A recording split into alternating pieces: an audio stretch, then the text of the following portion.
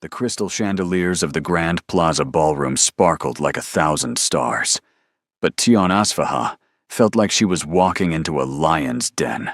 Her hands trembled as she clutched her small purse, the silk of her emerald dress whispering against her brown skin with each nervous step.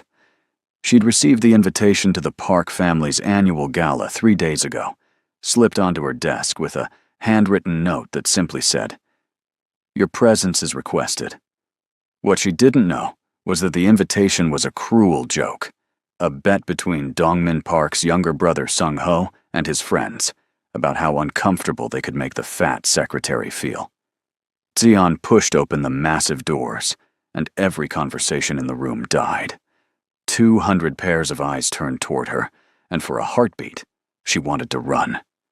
The women in their designer gowns looked her up and down with thinly veiled disgust.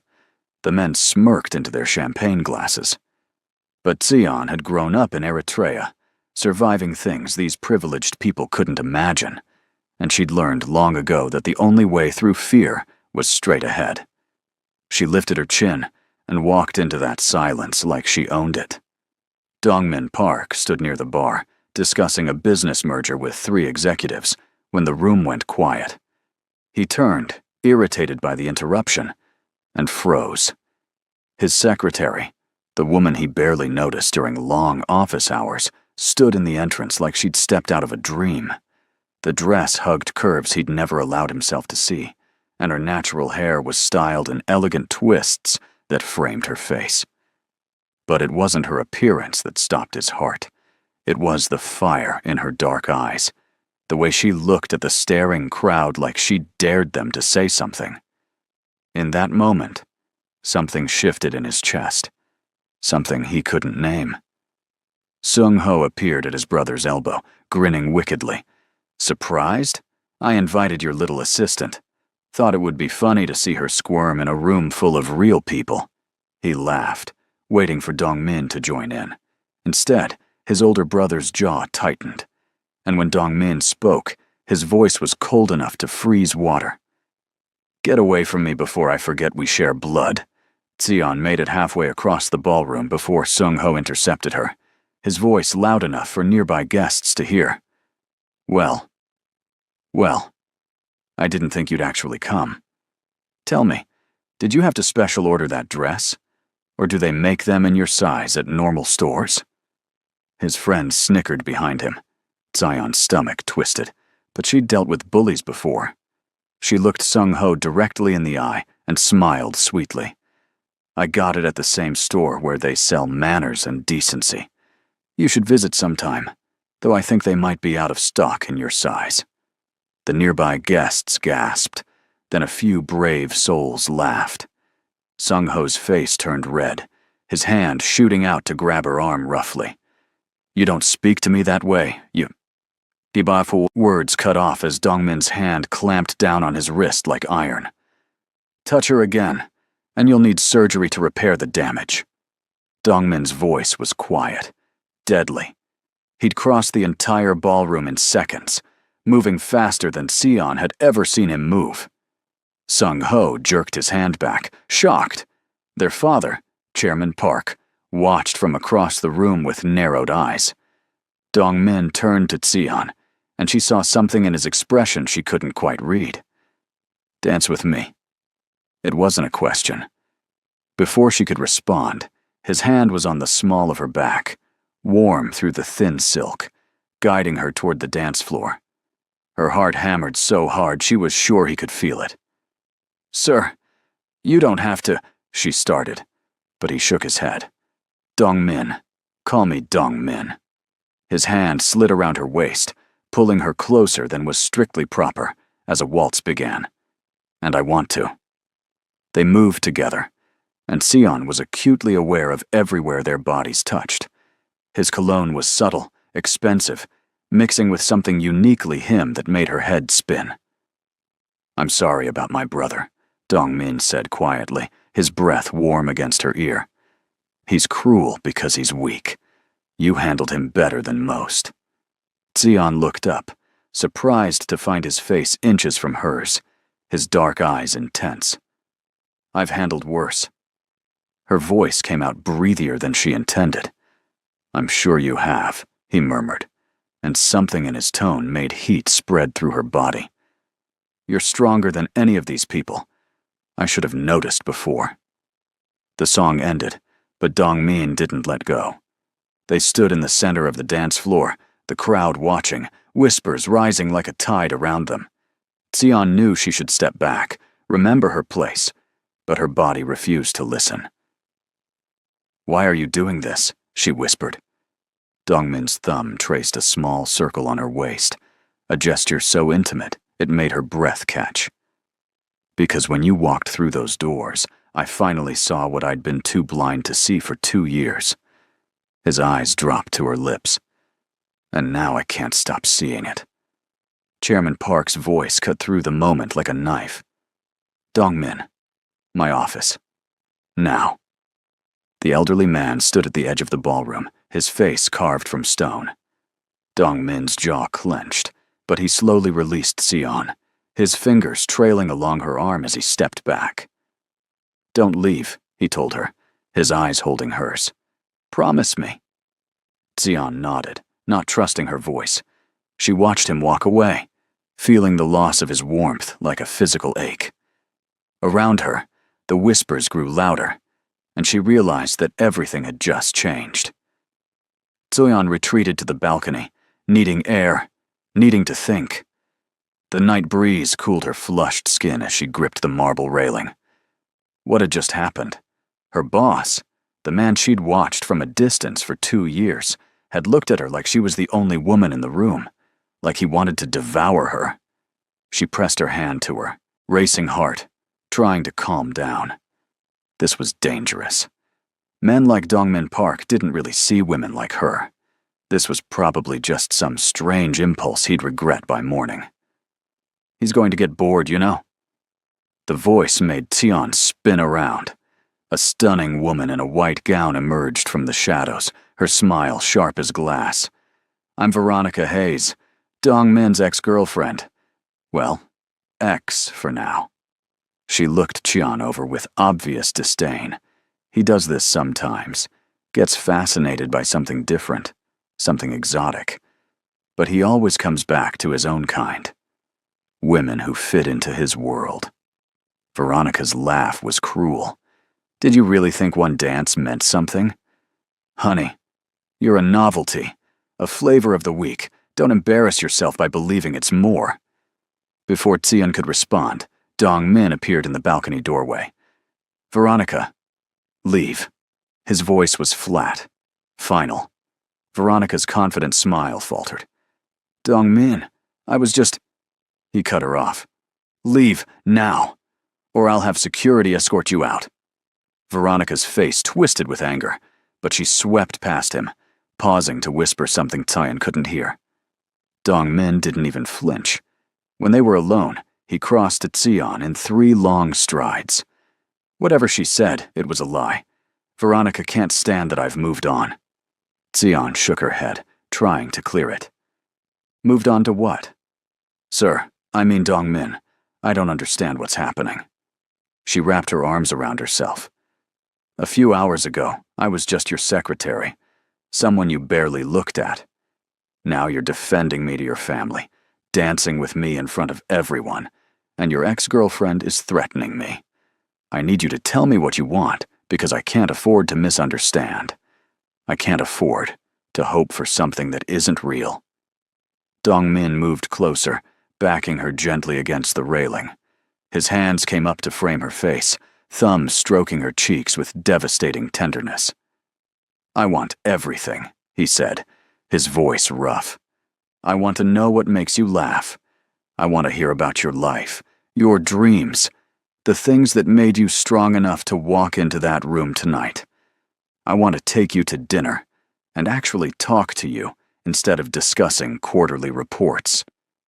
And then," he leaned in until his lips were almost touching hers, "I want to kiss you until we both forget our own names." Xian's breath stopped. "You don't mean that. You can't."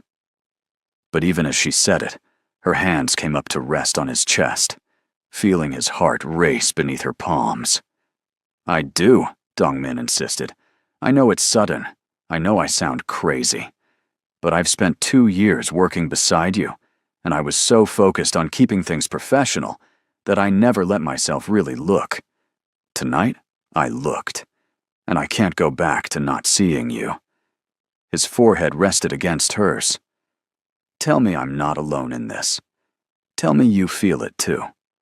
She did. God help her, she did. The attraction that had simmered unacknowledged for months suddenly blazed between them like wildfire. This is a terrible idea, Xian whispered, but her fingers curled into his shirt. Probably, Dongmin agreed, and then his mouth was on hers. The kiss was soft at first, questioning, giving her a chance to pull away.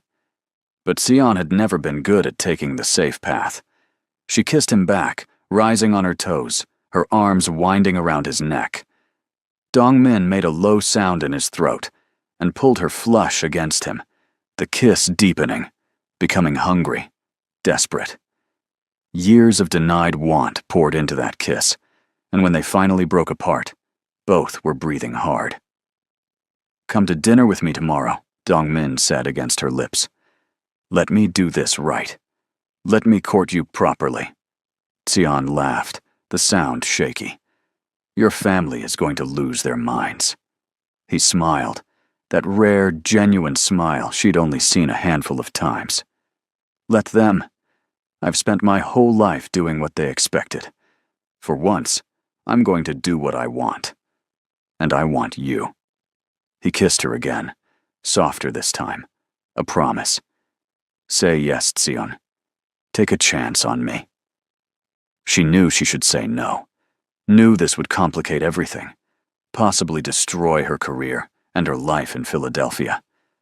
But standing there in his arms, feeling wanted and seen for the first time in years, Xian couldn't make herself care about the sensible choice.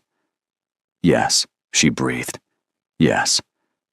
Dongmin's smile was brilliant, and he kissed her once more before stepping back reluctantly.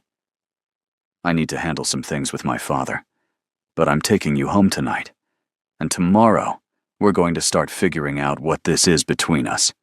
Okay? Xian nodded, still dazed. Dongmin squeezed her hand once, then disappeared back into the ballroom.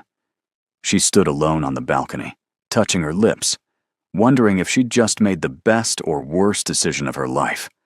Inside, she could hear raised voices, Chairman Park's angry tone mixing with Dongmin's calm responses.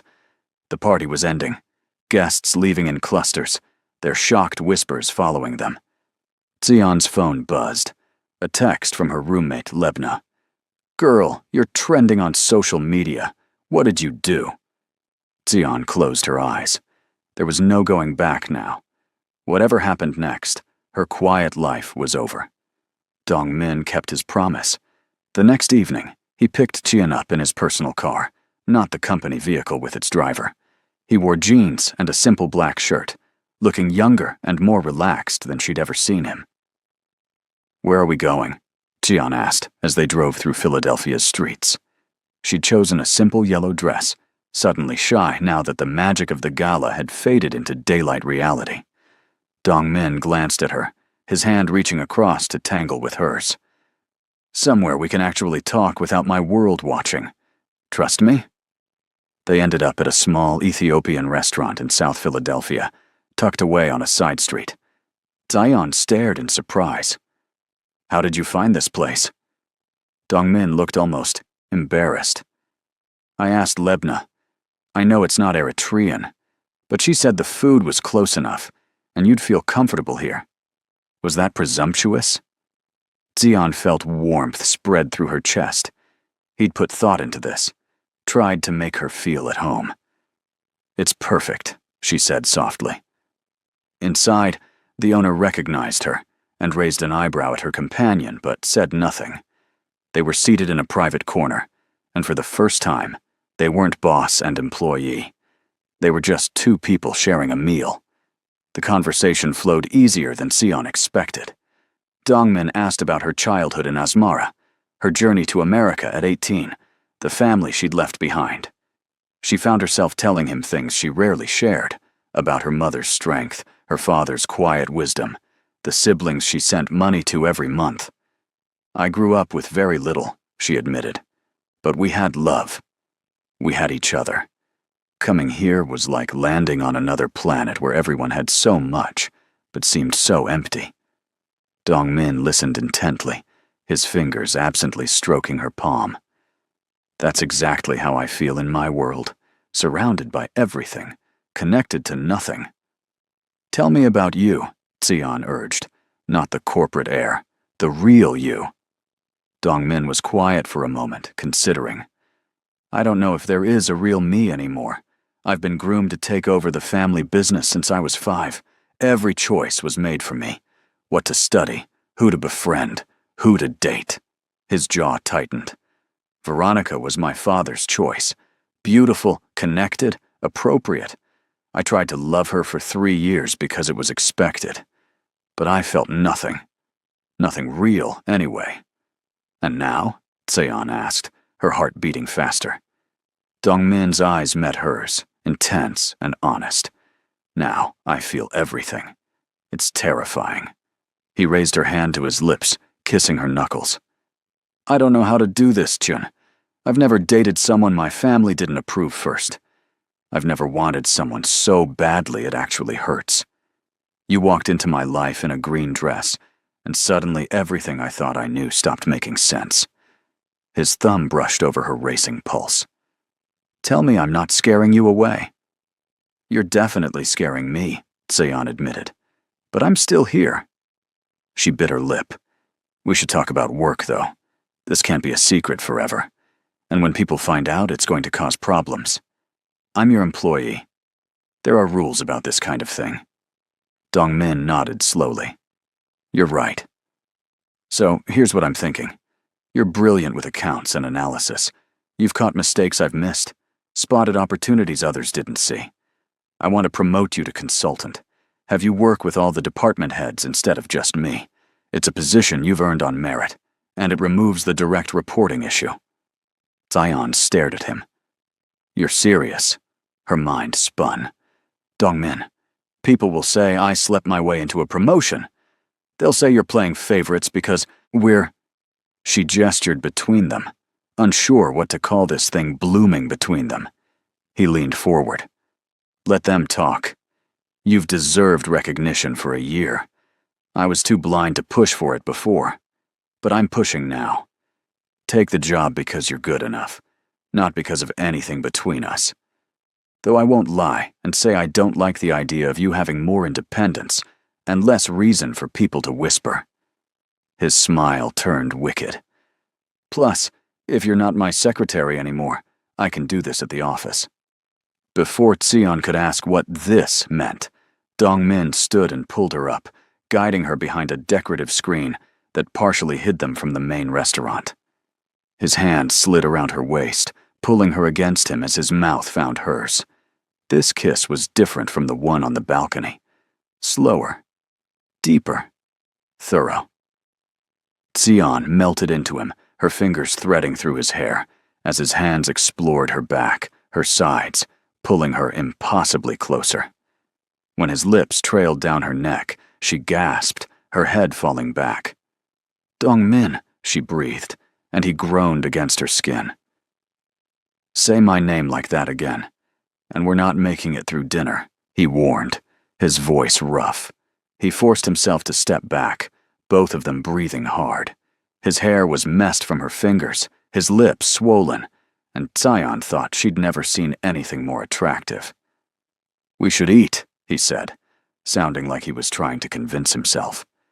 They returned to their table, but the air between them felt charged, electric. Every accidental touch sent sparks through Xian's body. By the time dinner ended, the tension was almost unbearable. Dongmin drove her home, his hand possessively on her thigh, and walked her to her apartment door. "I want to come in," he said honestly. "But if I do, I'm not leaving until morning, and I want to do this right. I want you to know this isn't just physical for me." He cupped her face. "Though it's definitely physical too." He kissed her again, slower this time, savoring. Go out with me again tomorrow, and the day after. Let me show you I'm serious about this, about us. Xian nodded, not trusting her voice. She watched him walk away, then leaned against her door, touching her lips, smiling like a fool. The next 2 weeks were a blur of stolen moments and secret dates. Dongmin took her to art museums and jazz clubs, tiny restaurants, and midnight drives. They talked for hours, learning each other's rhythms and quirks. At work, Xian moved into her new role, and while some coworkers whispered, her competence quickly silenced most criticism. But keeping their relationship secret was harder than either anticipated. Dongmin found excuses to stop by her office, his hand lingering on her shoulder, a beat too long. Xian caught herself staring at him during meetings, remembering how his hands felt on her body. It all came to a head one late evening when they were alone in the office, going over quarterly projections. Dongmin sat beside her at the conference table, his thigh pressed against hers, making concentration impossible. "You're not paying attention," Xian said, trying to focus on the spreadsheet. "I'm paying attention," Dongmin countered, his hand sliding onto her knee beneath the table. "Just not to the numbers." His fingers traced patterns on her inner thigh, making her breath catch. "Dongmin, we're at work." But her protest was weak, her body already responding to his touch. "It's after midnight. Everyone's gone." His lips found her neck. "And I've been wanting to do this all day." Xian's resolve crumbled. She turned, capturing his mouth with hers. The kiss immediately heated. Dongmin lifted her onto the conference table, stepping between her legs, his hand sliding under her skirt.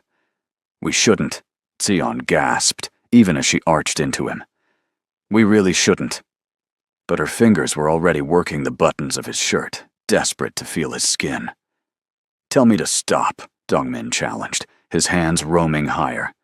"Tell me you don't want this." But she couldn't, because it would be a lie. She wanted him with an intensity that scared her. Thunder cracked outside, rain suddenly pounding against the windows. The storm seemed to break whatever restraint they'd been holding on to.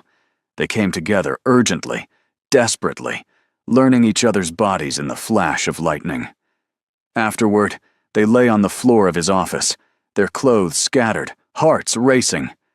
Dongmin pulled her against his chest, pressing kisses into her hair. "Stay with me tonight," he murmured. "Come home with me. I don't want to let you go." Xian knew it was risky, knew they were crossing lines that couldn't be uncrossed. But wrapped in his arms, she couldn't bring herself to care. "Okay," she whispered. "Take me home." His penthouse was sleek and modern, all glass and steel with a view of the city lights. But what struck Xian was how empty it felt, how impersonal. Like a hotel room, not a home. Dongmin seemed to read her thoughts. "I know, it's cold. I've never really cared about making it warm before." He pulled her close. "Maybe you could help me change that. Leave some of your things here. Make it feel lived in." Xian's heart stuttered. "Dongmin, we've been together 2 weeks. Isn't that moving too fast?" He kissed her forehead. "Probably. But I already know you're not temporary for me. I want you in my space, in my life. I want to wake up next to you." That night, they made love slowly, thoroughly, learning every inch of each other. Dongmin was tender and passionate, attentive to every sound she made, every shiver. Xian had never felt so cherished, so desired. In the early morning hours, she lay against his chest, listening to his heartbeat, and let herself imagine a future she'd never dared dream of. But in the back of her mind, a small voice whispered warnings. This was too perfect, too fast. Something had to give. She pushed the thoughts away and burrowed, closer to Dongmin's warmth, choosing to live in this moment rather than worry about tomorrow. The next morning, they were eating breakfast in his kitchen when his phone rang. Chairman Park's name flashed on the screen. Dongmin answered, his expression guarded. "Father." Xian couldn't hear the other side of the conversation, but she watched Dongmin's face harden. No, I'm not discussing this with you. My personal life is not up for debate. A pause. You don't get to make that decision. Another pause, longer this time. Fine, I'll be there this afternoon. Alone.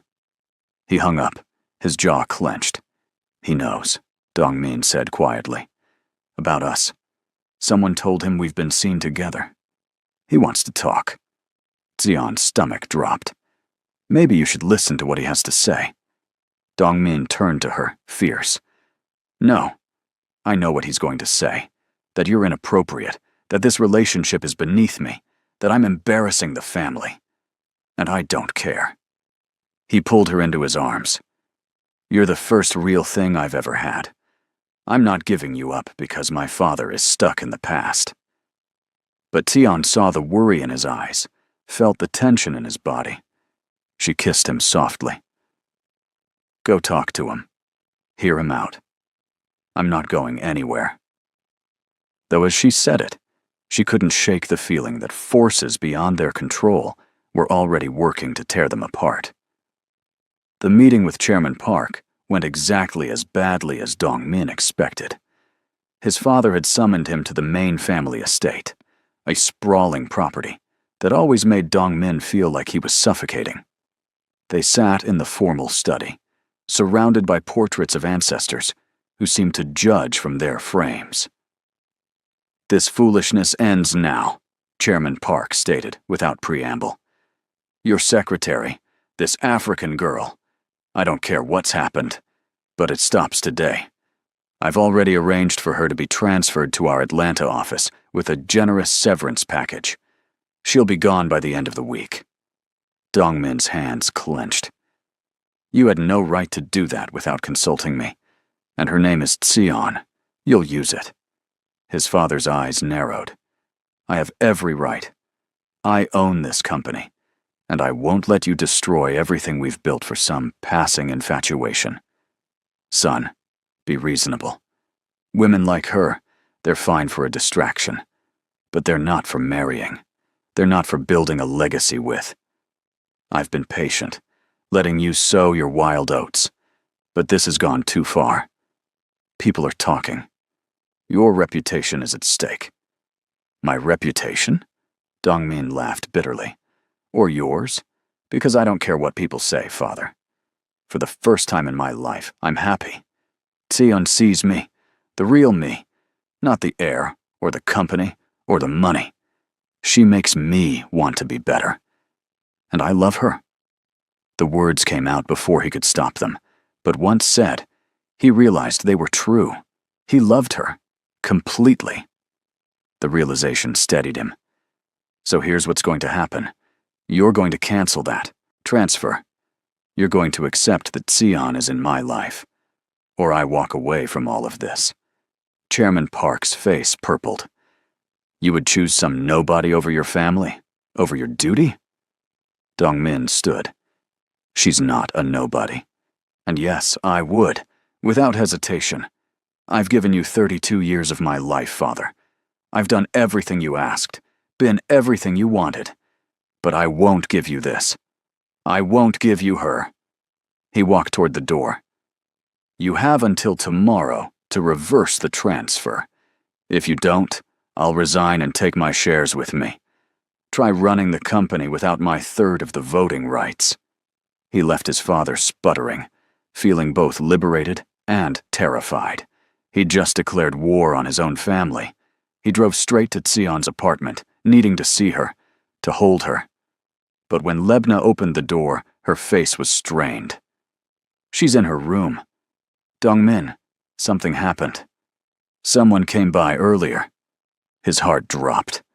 He found Xian sitting on her bed, staring at a manila envelope. Tears streaked her face. Xian. He knelt in front of her, taking her cold hands. Baby, what's wrong? She handed him the envelope. Inside were photos. Him with Veronica, taken 2 years ago when they were still together. But they'd been edited, manipulated to look recent, intimate. There were also printed social media posts, Fake accounts claiming he'd been cheating, using Sion. Veronica came here, Sion said, her voice flat. She brought these. She said you've been playing me. That rich men like you don't actually date women like me. You just use us. She said you made a bet with your friends about how long it would take to get me into bed. She had text messages, Dong Min, screenshots of conversations. Sion looked up at him with devastated eyes. Tell me they're fake. Please tell me this is all lies. Dong Min felt rage, unlike anything he'd ever experienced. They're fake, all of it. Sion, I would never... But she pulled away from him. How do I know? We've been together less than a month. I barely know you, not really. Maybe Veronica's right. Maybe I'm just a fool who believed a fairy tale. Sion stood, wrapping her arms around herself. Your father offered me money to leave today. A lot of money. Enough to bring my whole family here, to set them up for life. He said I should take it and go before I get hurt worse. Maybe he's right. Maybe I should cut my losses. Dongmin felt panic claw at his chest. No! Sion, no! You can't believe... But she shook her head. I need time. I need to think. Please, just go. I'm not leaving you like this, Dongmin insisted. Sion, I love you. Do you hear me? I love you. I've never said that to anyone before, and I mean it with everything I am. But Sion's expression didn't change. Love? After 3 weeks? Dongmin, people don't fall in love that fast. Not real love. You're infatuated, or you feel guilty, or this is some rebellion against your father. But it's not love. Her words cut deeper than any knife. I think you should leave. I need to be alone. Dongmin wanted to argue, to make her understand, but he saw the walls going up in her eyes. Pushing now would only make things worse. I'll go, he said quietly. But I'm not giving up on us. Whatever Veronica told you, whatever fake evidence she manufactured, will prove it's false. I'll hire investigators. Sion cut him off. Don't. Just don't. Give me space, Dongmin. If what we have is real, it'll survive me taking a few days to think. He wanted to argue that every moment apart was agony, but he forced himself to nod. Okay, take your time. But know that I'm here. Whenever you're ready to talk, I'm here. He moved toward the door, then paused. And Sion? I do love you. That's not going to change, whether you believe it or not. After he left, Dongmin sat in his car, gripping the steering wheel until his knuckles turned white. Veronica had declared war, and she was fighting dirty. He pulled out his phone and made a call. I need information on Veronica Hayes. Everything. Financial records, phone records, anyone she's been in contact with recently. I don't care what it costs. If she wanted to play games, he'd show her exactly what happened when someone threatened something he loved. But even as he made plans, fear gnawed at him. What if Tion didn't come back? What if Veronica's poison worked? 3 days passed in agony. Sion didn't answer his calls or texts.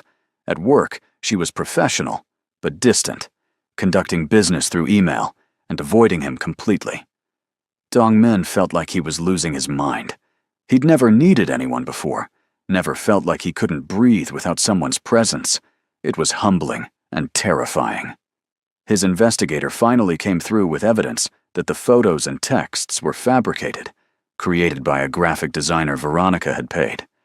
But he couldn't get Sion to talk to him long enough to show her the proof. It was Lebna who finally helped. She cornered him in the parking garage after work. She loves you too, you know. She's just scared. Sion has been hurt before, by people she trusted. Her ex back in Eritrea, he used her for money and status, then left her when someone better came along. She came to America alone with nothing, and she's built everything herself. The idea that she might lose it all again, that she might be wrong about you, it's paralyzing her. Lebna studied him. Are you serious about her? Because if you are not, if there's even a chance, you'll wake up one day and realize this was a mistake. Walk away now. She'll survive. But if you drag it out, if you let her fall deeper, and then leave, it'll destroy her. I'm not leaving, Dongmin said fiercely. Ever. I'll wait as long as she needs. I'll prove myself however she requires. But I'm not walking away. Lebna nodded slowly. Then you need to fight for her. Grand gestures don't work on Xian. She's too practical. But consistency does. Show up. Every day. Be there even when she pushes you away. Eventually, she'll believe you mean it. She handed him a key. I'm staying at my boyfriend's place tonight. Xian will be home alone. Use this wisely. Dongmin showed up at Xian's apartment with takeout from the Ethiopian restaurant, where they'd had their first date, and the evidence clearing his name. When she opened the door, surprise flashed across her face. I know you said you needed space, Dongmin said before she could speak. And I've tried to give it to you. But I can't let Veronica's lies stand between us without at least showing you the truth. After that, if you still want me to leave, I will. But please, just give me 10 minutes. Something in his expression must have convinced her because she stepped aside, letting him in. They sat on her small couch, and Dongmin showed her everything. The investigator's report proving the photos were edited. Bank records showing payments to the graphic designer. Phone logs proving Veronica had orchestrated everything. She's obsessed, he explained quietly. She can't accept that I've moved on, that I've found something real with you. I'm getting a restraining order against her, and I've arranged for security to watch your apartment. I'm not taking chances with your safety. Xian stared at the documents, tears rolling down her face. I'm sorry. I should have trusted you. I should have... Dongmin pulled her into his arms. No, don't apologize. Veronica was convincing, and you barely know me. I haven't given you enough time to build trust. But I will. He tilted her face up. I meant what I said. I love you. And I know it's fast. I know it sounds crazy. But I've never been more sure of anything. You're it for me, Xian. The last woman I'll ever love. His thumb brushed away her tears.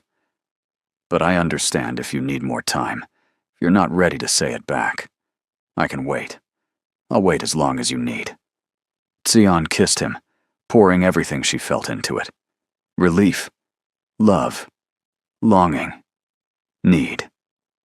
I love you too, she whispered against his lips. I've been terrified to admit it, but I do. I love you so much it scares me. Dongmin made a sound between a laugh and a sob, crushing her against him. They kissed desperately, making up for days apart. Hands roamed, clothes fell away, and they came together with an urgency born of fear and relief. Afterward, wrapped in each other's arms, Xian's head on his chest, Dongmin whispered, Don't shut me out again, please. Whatever happens, we face it together. But even as she agreed, even as they held each other close, neither knew that Veronica's schemes were just beginning. Rejected and humiliated by Dongmin's restraining order, she'd found a new ally in Sung-ho. Together, they were planning something that would test Dongmin and Xian's love in ways neither could imagine. In a dark bar across town, Veronica raised her glass to Sung-ho. To destroying your brother's happiness, she toasted. Sung-ho clinked his glass against hers, his smile vicious. And getting what we both deserve. Chairman Park's response to Dongmin's ultimatum was swift and brutal. Within a week, he'd frozen Dongmin's personal accounts, citing company policy about executives in inappropriate relationships. He called an emergency board meeting, attempting to have Dongmin removed from his position as chief operating officer. The vote failed, but barely, and the message was clear. Step in line or be destroyed. Dongmin moved out of his penthouse, which was owned by the family company, and into a modest apartment with Xian. His mother, Ji-yeon, refused to speak to him, returning his calls with icy silence. Maybe we should stop, Xian said one morning, as they drank coffee in their new place. Dark circles shadowed her eyes from stress and lack of sleep. Your family is tearing itself apart because of me. Dongmin, is this really worth it? He set down his cup, taking her hands. Don't do that. Don't let them make you think you're the problem.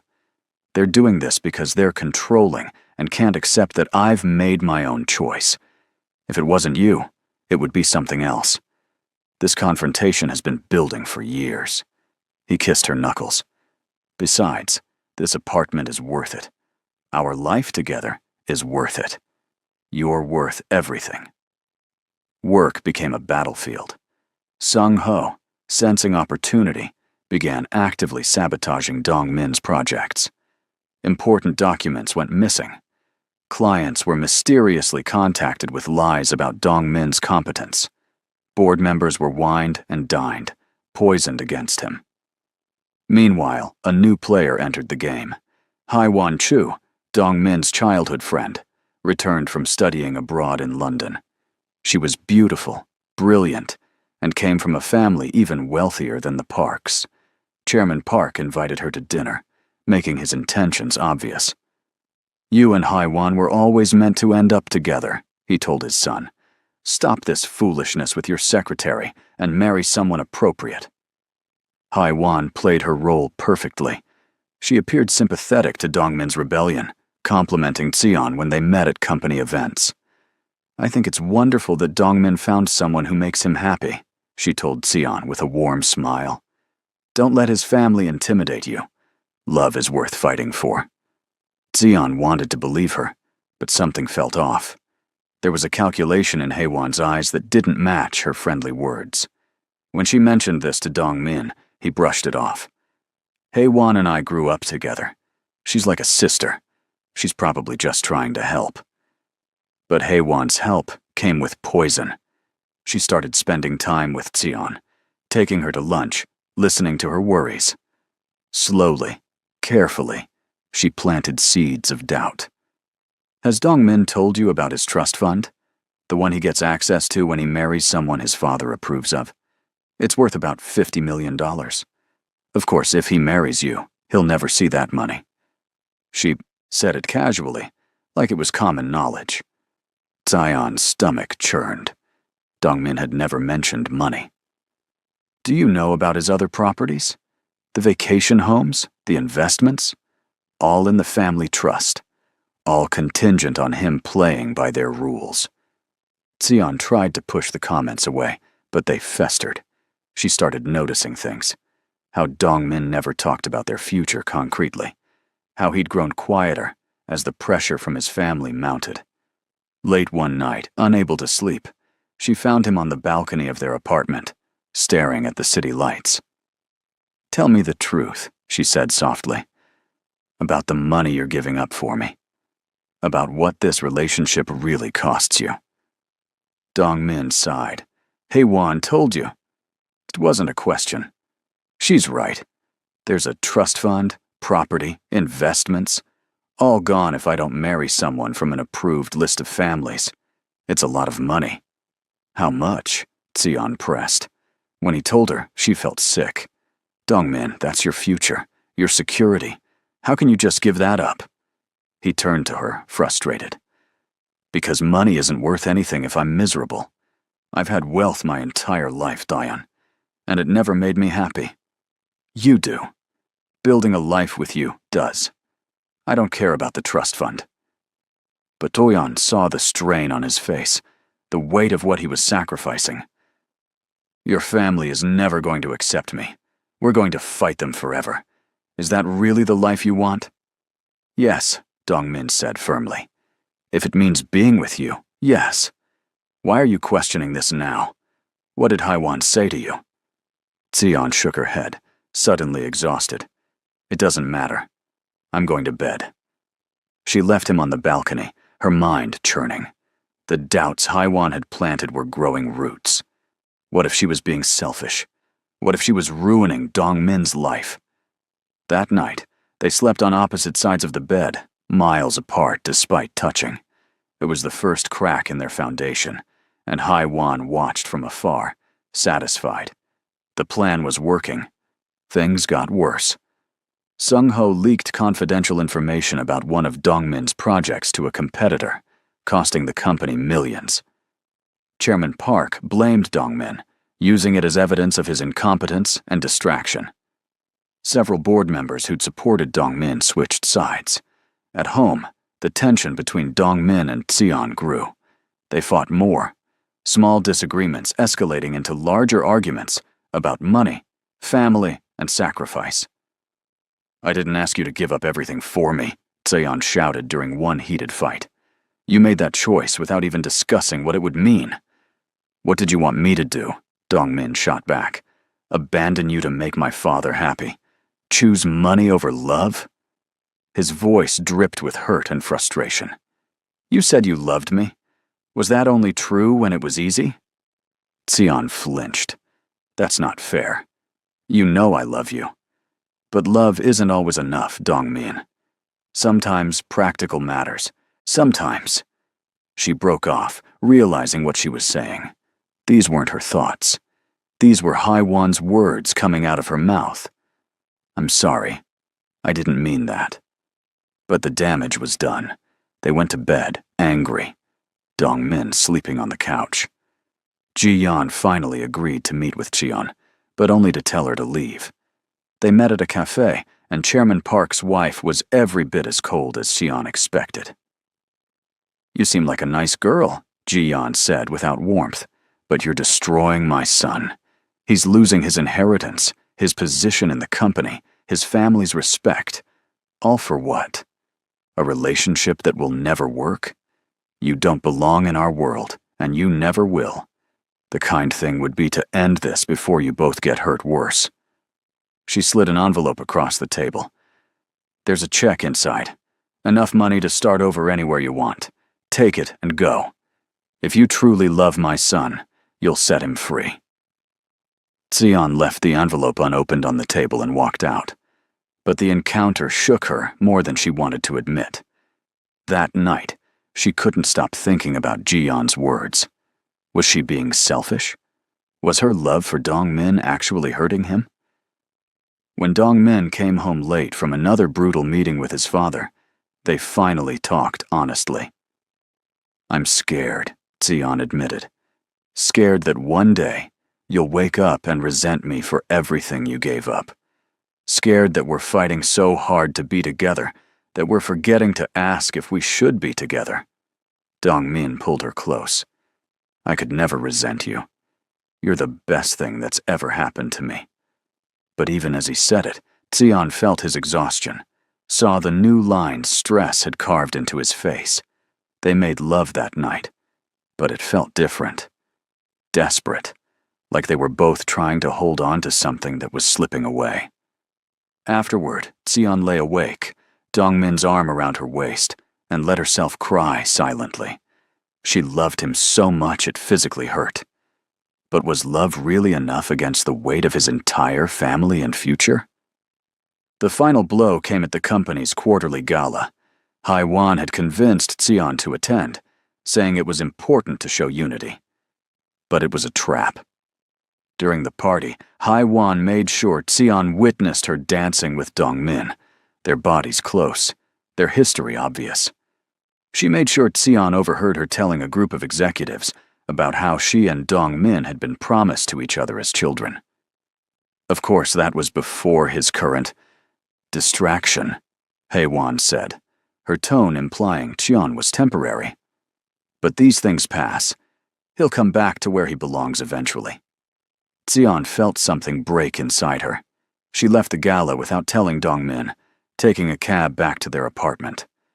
She looked around at the life they'd built in 2 short months and realized she couldn't do this anymore. Not because she didn't love him, but because she loved him too much to watch him destroy himself for her.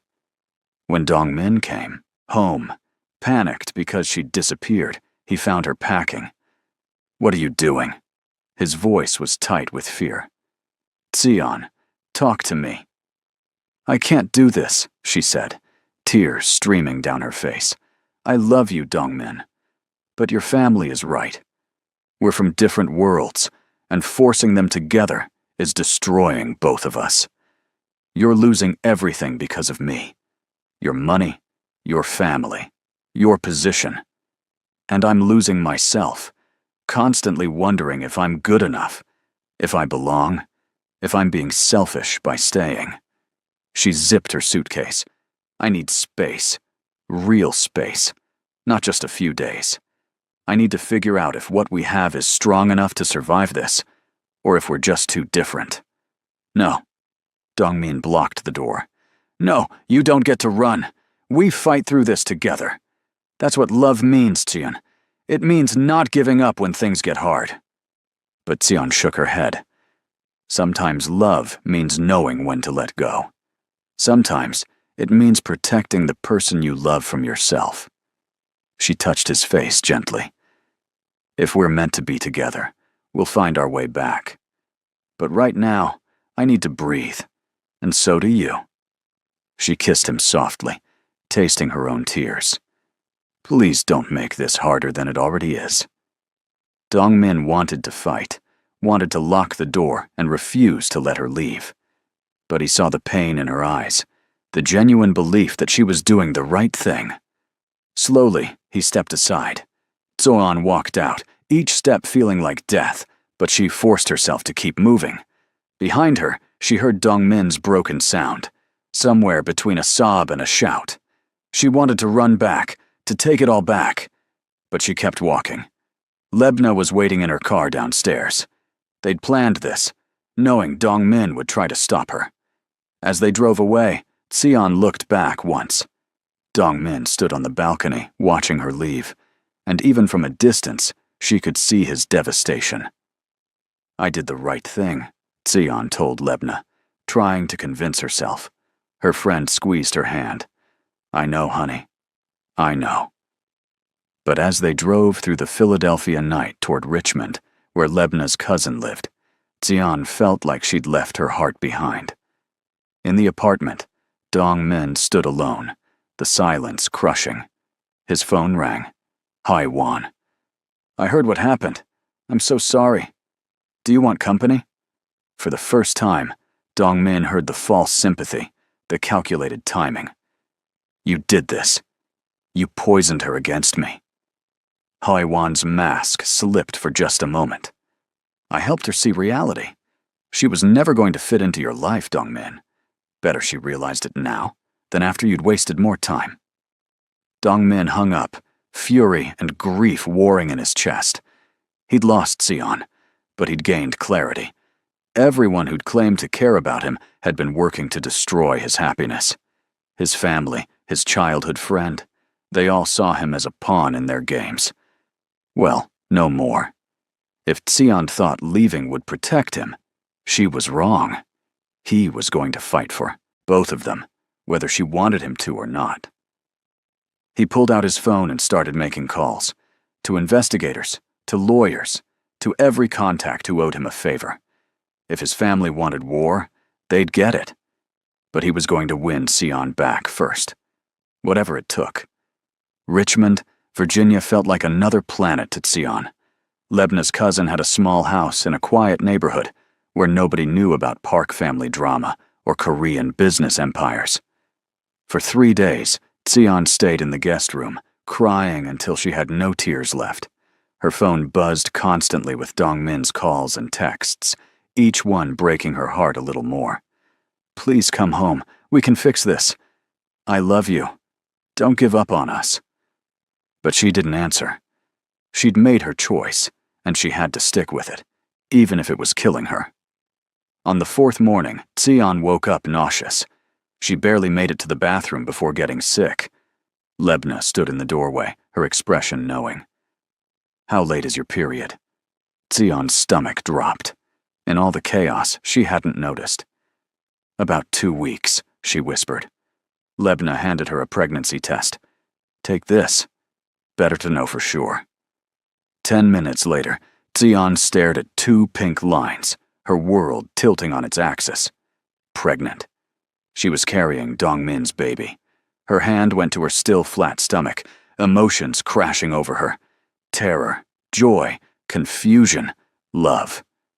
What are you going to do? Lebna asked gently. Sion's mind raced. A baby changed everything. Or did it? Dongmin deserved to know, but telling him would bring him running back, and she'd left specifically to give him freedom. But keeping this secret felt wrong. I don't know, Sion admitted. I need time to think. That night, she lay in bed, one hand on her stomach, imagining a tiny person growing inside her, a piece of her and Dongmin, created from their love. The thought made her ache with longing. Maybe she'd made a mistake leaving. Maybe love was worth fighting for, no matter the cost. Meanwhile, in Philadelphia, Dongmin was unraveling. He threw himself into investigating everyone who'd worked against them. His team discovered that Hee-won had been systematically manipulating Sion for weeks, feeding her doubts and insecurities. They found evidence that Sung-ho had been embezzling from the company, using the chaos around Dongmin's relationship as cover. But the worst discovery came from Veronica. She hadn't given up. In fact, she'd escalated. Working with Sung-ho, she'd been planning something that made Dongmin's blood run cold. They were going to have Sion deported, claiming she'd violated her visa terms by working without proper authorization. It was a lie, but the paperwork looked legitimate. Dongmin confronted Sung-ho in his office, slamming the fake immigration documents onto his desk. You've gone too far. This isn't just about me anymore. You're trying to destroy an innocent woman's life. Sung-ho leaned back, smirking. Innocent? Brother, she seduced you to climb the social ladder. I'm just helping her return to where she belongs. Dongmin's fist connected with Sung-ho's jaw before he consciously decided to throw the punch.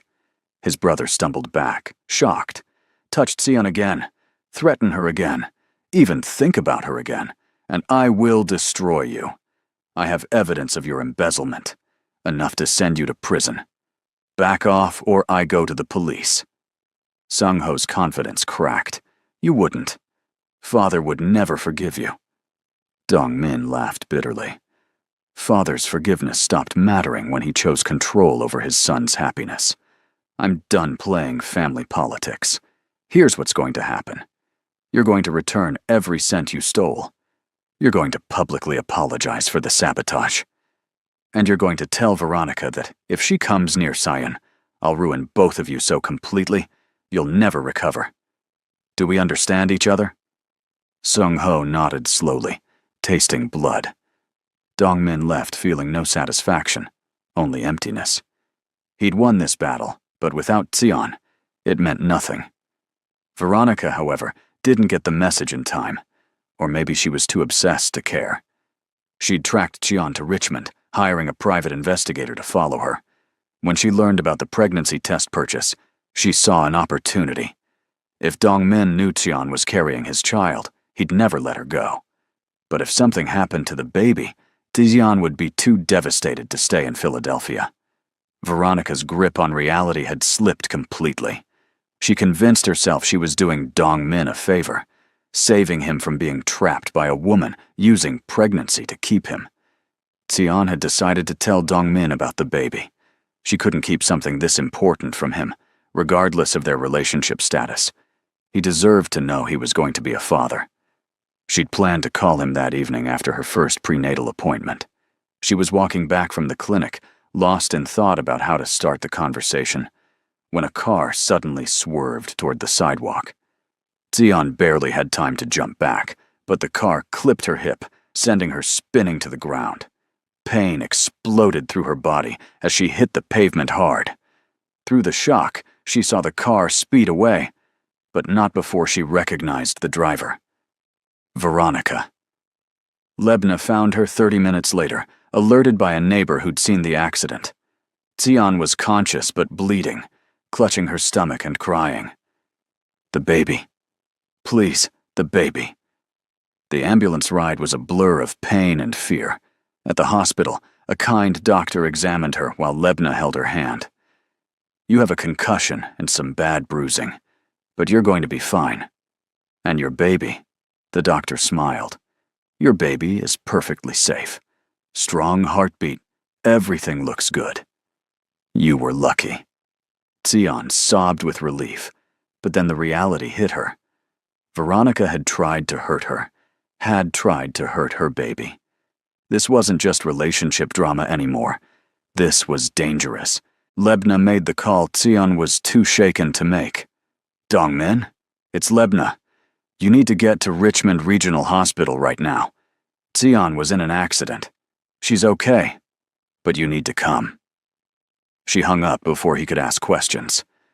In Philadelphia, Dongmin's heart stopped. He was in his car within minutes, making the 2-hour drive in 90 minutes, his hands shaking on the steering wheel. Sion was hurt. Nothing else mattered. Not their fight, not the separation, nothing. He needed to see her, to hold her, to know she was really okay. He burst into her hospital room like a storm. Sion was sitting up in bed, a bandage on her forehead, bruises already forming on her arms. When she saw him, everything she'd been holding back broke. "Dongmin." His name came out as a sob, and then he was there, gathering her carefully into his arms, mindful of her injuries. "I'm here. I've got you. You're safe." He pressed kisses to her hair, her face, anywhere he could reach. What happened? Lebna said an accident, but Sion pulled back to look at him. It wasn't an accident. It was Veronica. She tried to hit me with her car. The color drained from Dongmin's face, replaced by a rage so intense it scared them both. "She what?" His voice was deadly quiet. "I'm calling the police right now. She's going to prison for attempted murder." But Sion grabbed his hand. "There's something else you need to know. Something important." She took a deep breath, terrified and hopeful. "Dongmin, I'm pregnant. We're going to have a baby." For a moment, he just stared at her, processing. Then his expression transformed, cycling through shock, joy, fear, and fierce protectiveness. "A baby. We're having a baby." He cupped her face gently. "When did you find out?" 4 days ago. I was going to tell you tonight." Fresh tears spilled down her cheeks. "I'm sorry I left. I'm sorry I didn't trust us enough to fight through the hard parts. I was so scared of ruining your life that I almost lost what matters most." Dongmin kissed her softly, carefully. "You could never ruin my life. You are my life. You and this baby, you're everything. And I swear to you, on everything I am, I will protect you both. Veronica, my family, anyone who tries to hurt you will have to go through me first." The police came to take Sion's statement. She described the incident, identified Veronica, and they issued a warrant for her arrest. But Veronica had fled. Sung-ho, trying to save himself, told police she'd left the country, probably back to her family's estate in France. "We'll work with international authorities," the detective promised. "She'll face justice." But the damage was done. The threat against Sion and their baby was real, and Dongmin wouldn't rest until Veronica was locked up, or at least far enough away to never threaten them again. That night, Dongmin stayed in the hospital chair beside Sion's bed, holding her hand while she slept. The doctor wanted to keep her overnight for observation. In the quiet darkness, Dongmin let himself feel everything he'd been holding back. Fear that he'd lost her, relief that she was okay, wonder that they'd created a life together, and underneath it all, a bone-deep determination. He'd failed to protect her from his toxic world, but that ended now. He was going to burn down anyone and anything that threatened his family. Ji-yeon arrived at the hospital the next morning. Lebna had called her, figuring the woman had a right to know about her grandchild, even if she'd been cruel to Sion. Dongmin tensed when his mother walked in, moving protectively closer to Sion. But Ji-yeon's expression wasn't cold anymore. It was shaken. "I heard what Veronica did. Dongmin, I had no idea she was capable of such violence. If I'd known..." She stopped, looking at Sion with something that might have been shame. "I owe you an apology. Several, actually. I let fear make me cruel. Fear that my son was making a mistake. Fear of change. Fear of losing control. But watching him these past weeks, seeing how hollow he became without you, I realized the only mistake would be losing you. Xian didn't know what to say. Ji-yeon stepped closer. May I? She gestured to the chair. At Xian's nod, she sat down. I grew up in a world where marriages were arranged, where love was less important than family alliances. I married Chairman Park because our families decided it was appropriate. We grew to care for each other, but it was never the passionate love you see in movies. I convinced myself that was normal, that romance was foolish. But seeing what you and my son have, how you'd both rather lose everything than lose each other, it made me realize what I missed. What I never had. She reached out hesitantly and took Xian's hand. I'm going to be a grandmother, and I want to know my grandchild. I want to be part of your lives, if you'll let me. I know I don't deserve it after how I've treated you, but I'm asking anyway. Xian looked at Dong-min, who seemed as stunned as she felt. I appreciate your apology, Xian said carefully, and I believe people can change, but it's going to take time for me to trust that this isn't another manipulation. Ji-yeon nodded. I understand. I'll earn your trust, however long it takes. Starting now. She pulled out her phone and made a call. Husband, it's time we talked. Meet me at the hospital. Yes, now. Because your son's girlfriend, the woman carrying your grandchild, was nearly killed by the psychopath you and Sung-ho were working with. And if you ever want to meet this baby, you need to make some changes immediately. She hung up, looking satisfied. He'll be here within the hour, and he'll listen, or he'll lose his entire family. Chairman Park arrived looking furious, but that fury faded when he saw Xian's injuries, saw his wife's fierce expression, and heard the full story of Veronica's attack. For the first time in weeks, Dong-min saw his father truly shaken. I didn't know she would go this far. I thought... He stopped, seeming to realize how pathetic the excuse sounded. I thought I was protecting the family name. Instead, I drove away my son and endangered an innocent woman and my grandchild. I've been a fool. He looked at Dong-min. I don't expect forgiveness, but I'm asking for a chance to make this right. Tell me what you need. Public support, Dong-min said immediately. I want you to announce to the board, to the family, to everyone, that Xian is my partner and the mother of your grandchild. I want you to make it clear that anyone who disrespects her disrespects you. I want you to stop Sung-ho's sabotage and make him face consequences for his embezzlement. And I want my trust fund and position in the company restored, not because I care about the money, but because I earned them. He took Xian's hand. Most importantly, I want you to welcome Qian into this family genuinely. No more games, no more tests. She's mine, and I'm hers, and our child deserves grandparents who love them unconditionally. Chairman Park was quiet for a long moment. Then he did something Dong-min had never seen. He bowed, a deep formal bow of respect and apology. You have it all. Every requirement.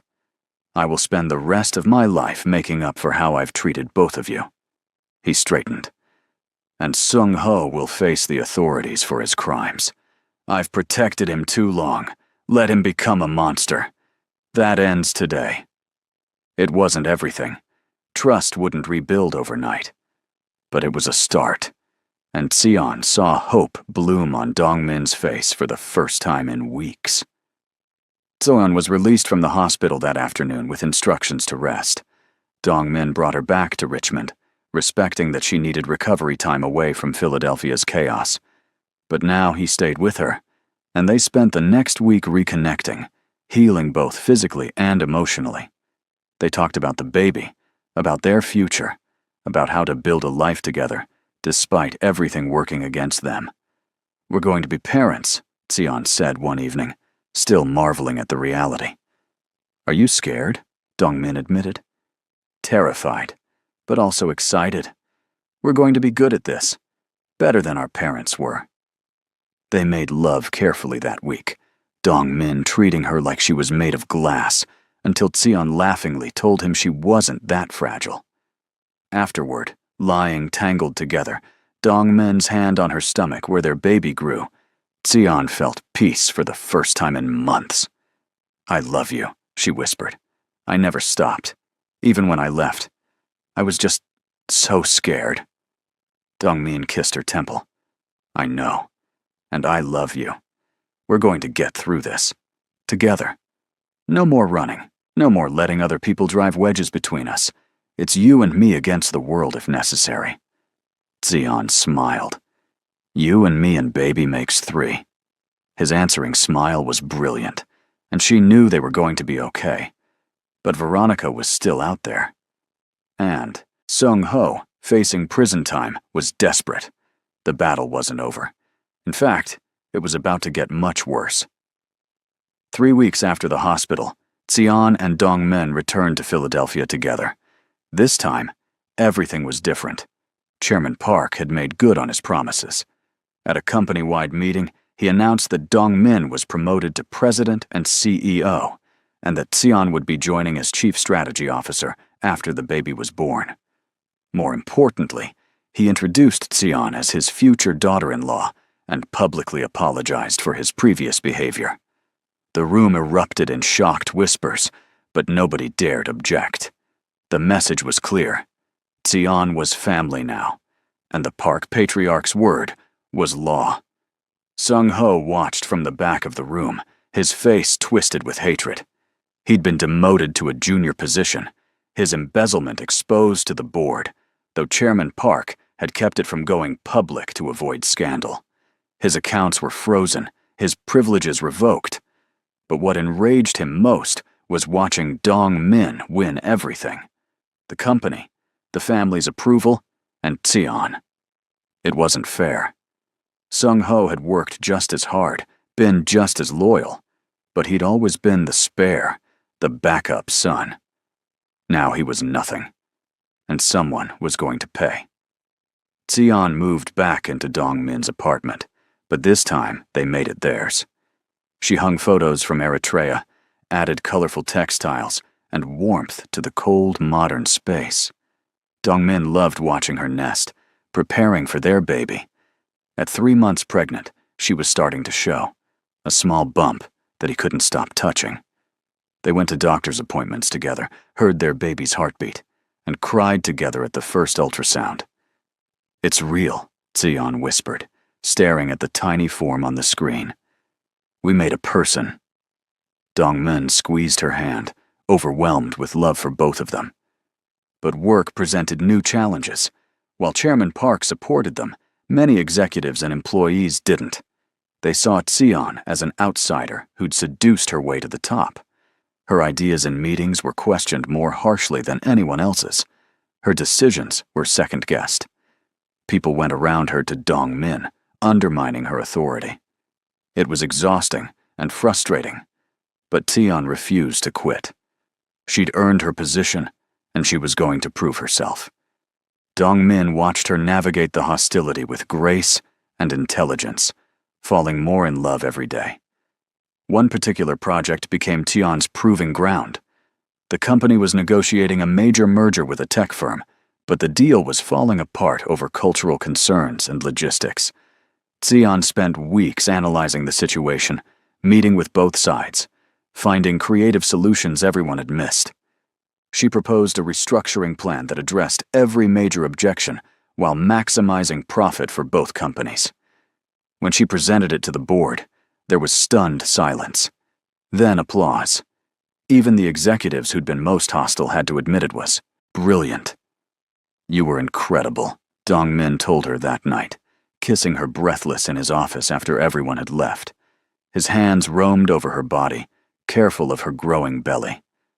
"Watching you command that room, knowing you're carrying my baby, I've never wanted you more." Xian laughed, pulling him closer. "Then do something about it." They made love right there, urgent and passionate, celebrating her victory and their love. Afterward, straightening their clothes, they grinned at each other like teenagers. "We can't keep doing this at work," Daejeon said without conviction. "Absolutely not," Dongmin agreed, already planning the next time. But their happiness was threatened from an unexpected direction. Haiwan, furious that her manipulation hadn't worked, started spreading rumors. She told people that the baby might not be Dongmin's, that Sion had been seeing other men. The lies were absurd, easily disproven, but they still hurt. When Dongmin heard what Haiwan was saying, his fury was cold and calculated. He called her to his office. "You have two choices. Publicly retract every lie you've told and apologize to Sion, or I'll sue you for slander and ensure you never work in this city again. What's it going to be?" Haiwan's mask of friendly concern finally shattered. "She doesn't deserve you. I've loved you since we were children, Dongmin. I was supposed to be the one carrying your baby, wearing your ring. But you threw it all away for some African secretary who doesn't even understand our world." Her voice rose hysterically. "I tried to help you see reason. I tried to save you from making the biggest mistake of your life. Why can't you see that?" Dongmin looked at her with something close to pity. "Because it's not a mistake. Sion is the best thing that's ever happened to me. And you, Haiwan? You were never even a consideration. I don't love you. I never did. You need help. Professional help. But you need to stay away from us." Haiwan left his office in tears, but not before throwing one last barb. "You'll regret this. When she leaves you, when reality sets in, and she realizes she can't handle your world, you'll regret pushing me away." Dongmin didn't dignify that with a response, but later, holding Tion in bed, he found himself thinking about Haiwan's words, not because he believed them, but because they highlighted the pressure Tion was under. "Are you happy?" he asked quietly. "Truly happy? Because if this life is too much, if the constant battles are wearing you down, we can leave. Start over somewhere else." Sion turned to face him, her hand covering his where it rested on her stomach. "I'm happy. Exhausted sometimes, frustrated often, but happy. Because I'm with you. Because we're building something real." She kissed him softly. "I won't pretend it's easy. Your world is harsh, and people are cruel, but I'm tougher than they think. My mother raised me to bend, but never break. I can handle this, Dongmin, as long as we face it together." He pulled her close, breathing in her scent, letting her strength flow into him. They were going to make this work. They had to. The merger Tion had saved became a massive success. The tech company's CEO personally thanked her, and industry publications wrote articles praising her innovative approach. Overnight, Tion went from being seen as Dongmin's questionable girlfriend to being recognized as a legitimate business mind. Job offers poured in from competitors, all offering substantial salaries and positions. She turned them all down, loyal to the company and to Dongmin. But the offers proved her worth, silencing many critics. Chairman Park, true to his word, had been working on changing family dynamics. He arranged a family dinner at the main estate, insisting everyone attend. Ji-yeon had been visiting Sion weekly, bringing baby gifts and slowly building a real relationship. She'd shared stories about Dongmin's childhood, about her own struggles in the Park family, creating bonds of understanding. Now she stood beside Sion at the formal dinner, a united front. Extended family members who'd been coldest toward Sion were noticeably warmer, reading the shift in power correctly. But Sung-ho's absence was conspicuous. He'd been invited, but hadn't shown. Chairman Park's expression was grim. "My youngest son has become someone I don't recognize. I take responsibility for that. I enabled his worst traits, protected him from consequences, and created a monster." He looked at Dongmin and Sion. I'm working with authorities to ensure he faces appropriate punishment for his crimes. But I want you both to be careful. Desperate people do desperate things, and Seung-ho is very desperate right now."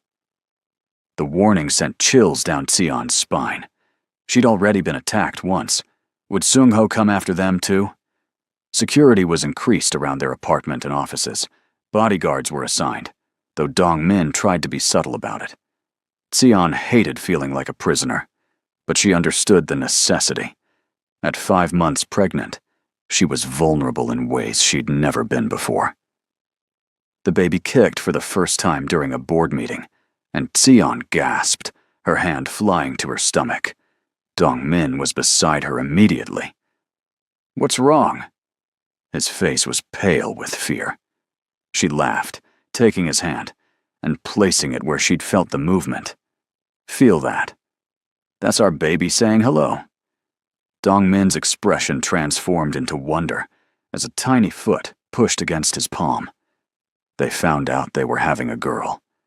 In the doctor's office, seeing the ultrasound confirm the sex, both of them cried. "A daughter," Dong-min whispered reverently. "We're having a daughter." Sion watched emotions play across his face.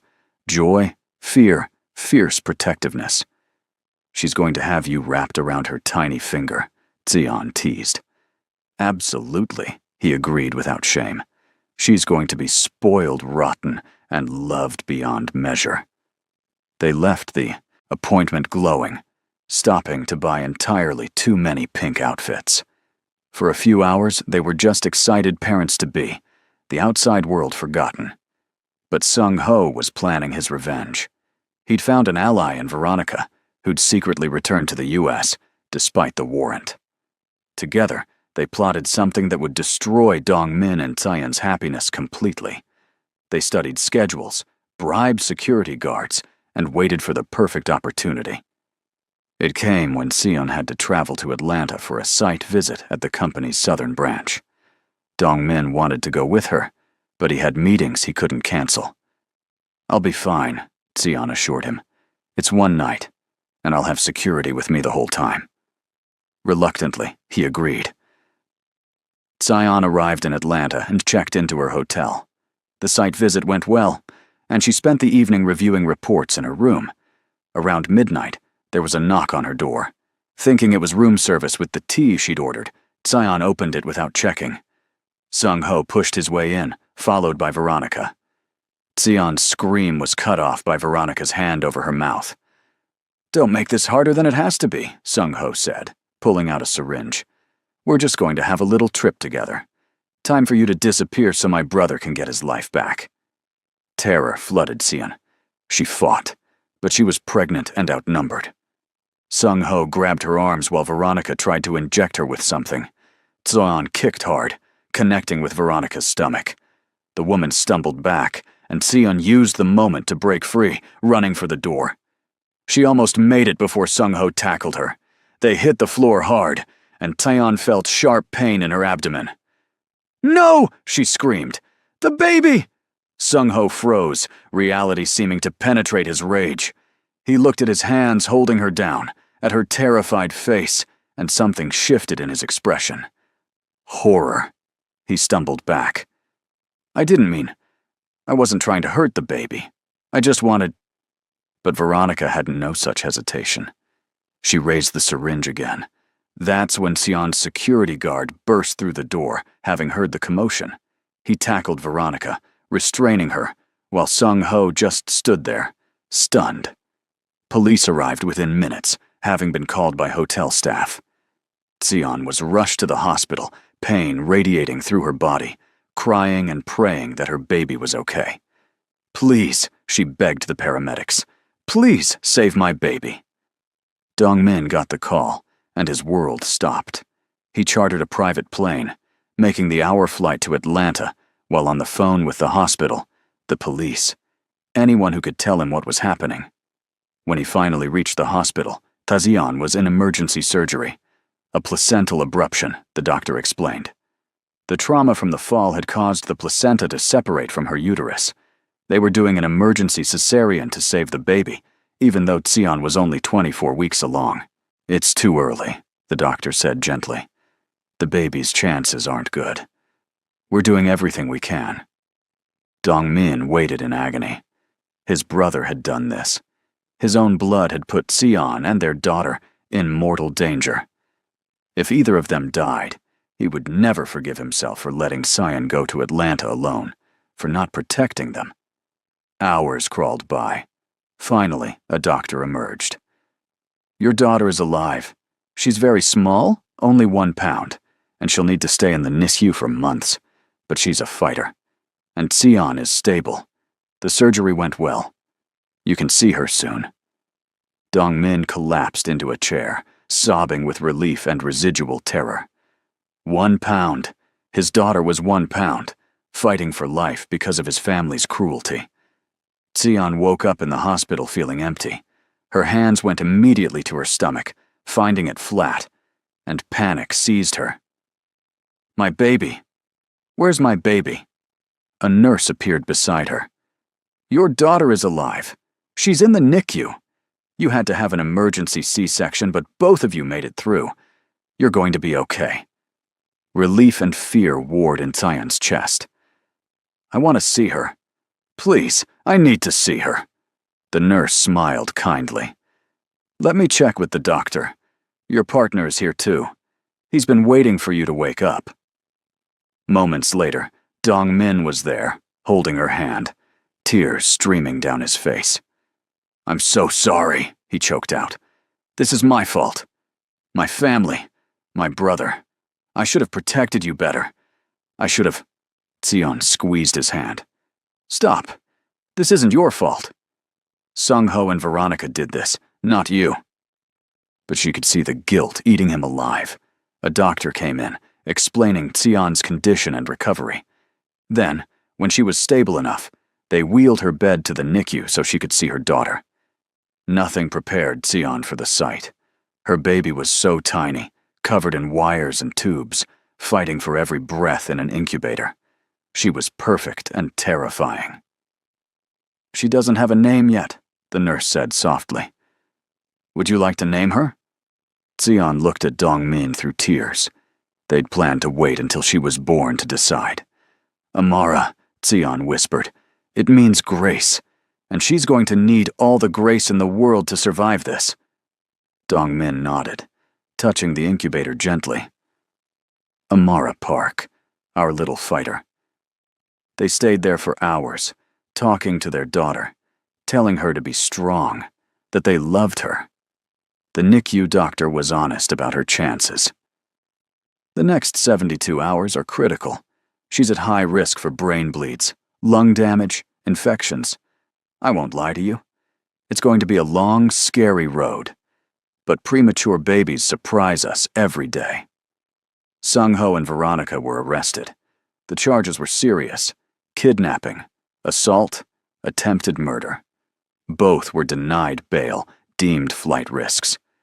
Chairman Park came to Atlanta, looking like he'd aged 10 years overnight. He stood outside the NICU, staring at his granddaughter through the glass, his face carved with grief and guilt. I did this, he said quietly to Dongmin.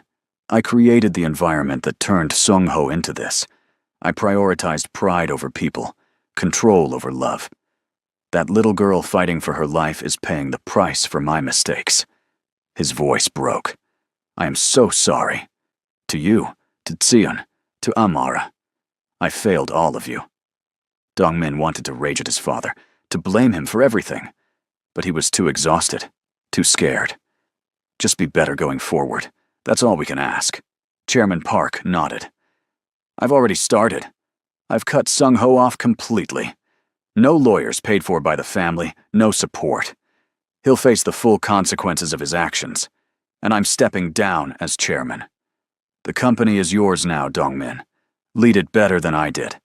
Make it something to be proud of. It was a seismic shift, but Dongmin couldn't focus on business. His entire world had narrowed to Xian and Amara. Nothing else mattered.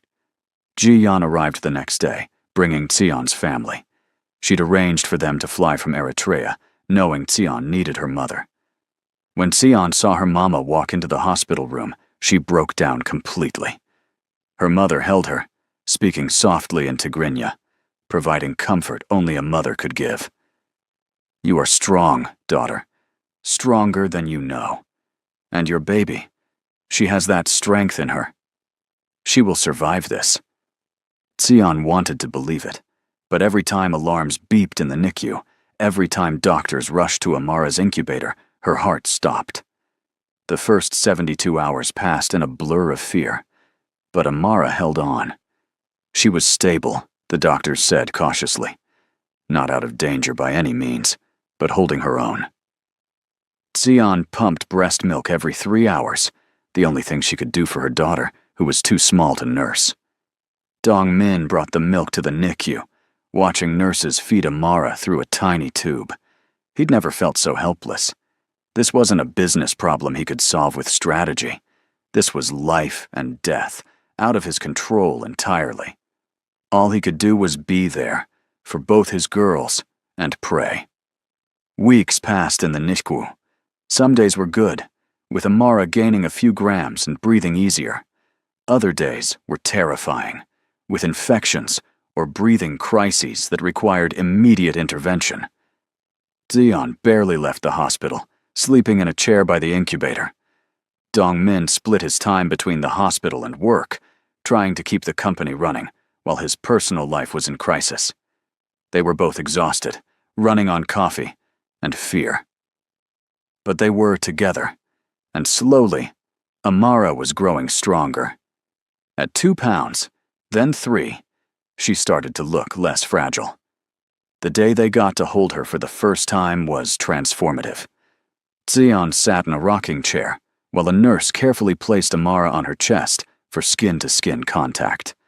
The baby was still covered in wires, still needed oxygen support, but she was in Xian's arms, real and warm and alive. Xian cried, talking to her daughter, telling her about her heritage, about the family waiting for her, about how loved she was. Dong Min watched, his heart so full it hurt. When it was his turn to hold her, he was terrified of hurting her. But the nurse guided him. Amara settled against his chest, and Dong Min was lost. This tiny person owned him completely. "We're going to be okay," Xian said that night, the first time either had said it and believed it. They were in Xian's hospital room, Amara stable enough that they could step away for a few hours. "All 3 of us. We're going to make it through this." Dong Min pulled her into his arms. "I know. And when we do, when Amara comes home, I want us to get married. Not a big wedding, just us and our families, making it official. I want you to be my wife, Xian. I want our daughter to grow up seeing her parents committed to each other. What do you say?"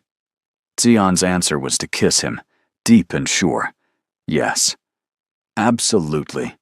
Yes. The trial for Sung Ho and Veronica was mercifully quick. The evidence was overwhelming, and both accepted plea deals to avoid life sentences.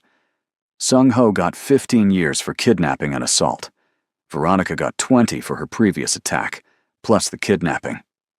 At sentencing, Sung Ho addressed the court. "I want to apologize to my brother and Xian. I let jealousy poison me. I became something I'm ashamed of. There's no excuse for what I did. I hope someday you can forgive me, though I don't deserve it."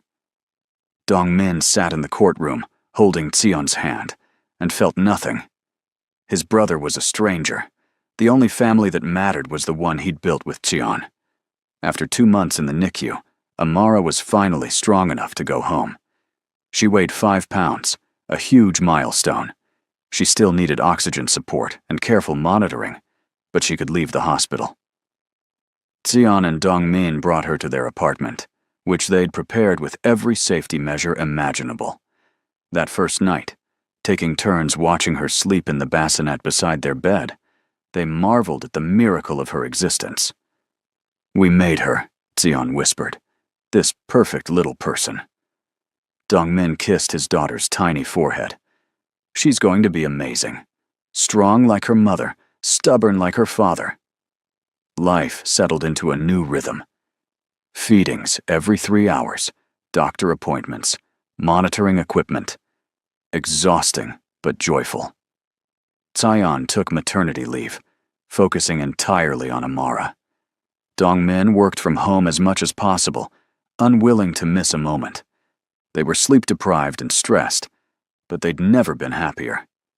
Ji-yeon visited often, proving herself a devoted grandmother.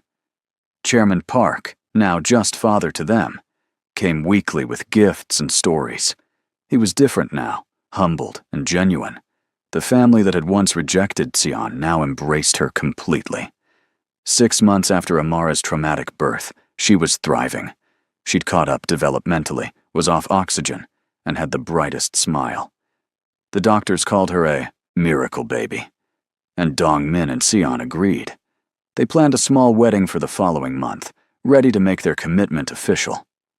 One evening, Dongmin was playing with Amara on the floor while Sion cooked dinner, and he felt overwhelming gratitude. Everything they'd been through, all the pain and fighting, had led to this moment. Their daughter giggling as he made silly faces, the woman he loved humming in the kitchen, the smell of home cooking filling their apartment. This was happiness. This was everything. The morning of the wedding dawned clear and bright, a perfect October day in Philadelphia. Sion stood in her childhood bedroom at her mother's house, where she'd been getting ready with her family and Lebna. Her wedding dress was a blend of traditional Eritrean design and modern elegance, white silk with gold embroidery, reflecting both her heritage and her new life. Her mother fastened a traditional Habesha Kimi's necklace around her neck, tears in her eyes. "Your father would be so proud. You've built a beautiful life here, daughter, against all odds." Sion hugged her mama, careful not to wrinkle the dress. Her father had passed 2 years ago, but she felt his presence today. At the venue, a historic estate outside the city, Dongmin was equally nervous. He wore a traditional Korean hanbok for the ceremony, honoring his heritage, as Taezeon was honoring hers. His best friend from college, someone who'd remained loyal through all the family drama, stood beside him as best man. "You ready for this?" his friend asked. Dongmin smiled, thinking of Sion and Amara. "I've been ready since the moment she walked into that gala. Everything else was just getting here." His mother appeared, adjusting his collar. "Your father wanted me to give you this." She handed him a letter. Dongmin opened it to find his father's blessing, written in careful script. The ceremony itself was beautiful and unique, blending Korean and Eritrean traditions. Sion's uncle walked her down the aisle since her father couldn't, and when Dongmin saw her, he forgot how to breathe. She was stunning, radiant, everything he'd ever wanted. Their vows were personal and heartfelt. Sion promised to stand beside him through every challenge, to build a life filled with love and laughter, to raise their daughter with strength and grace. Dongmin promised to honor her always, to see her as his equal in all things, to create a home where their family could thrive.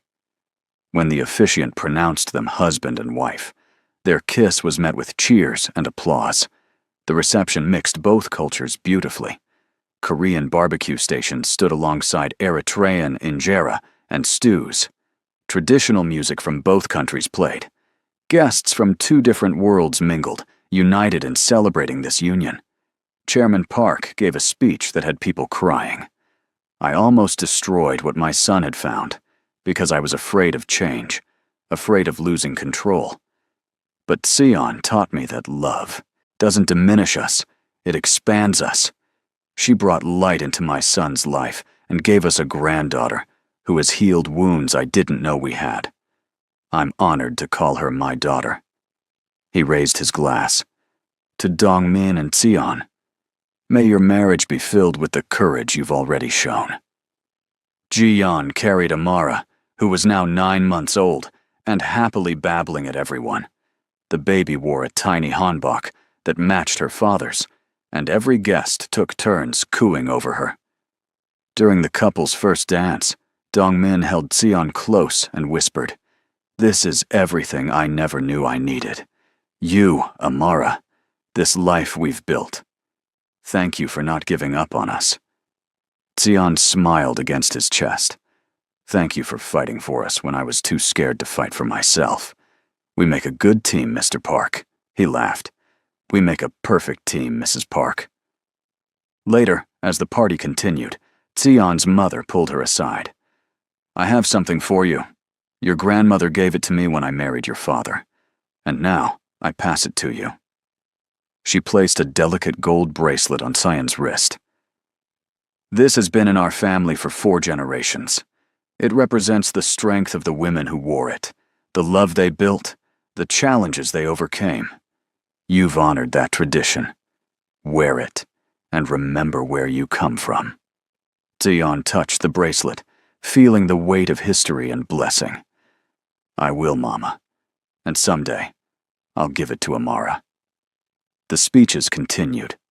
Lebna, as maid of honor, told embarrassing stories about Xian's early days in America, her terrible first apartment, her determination to succeed.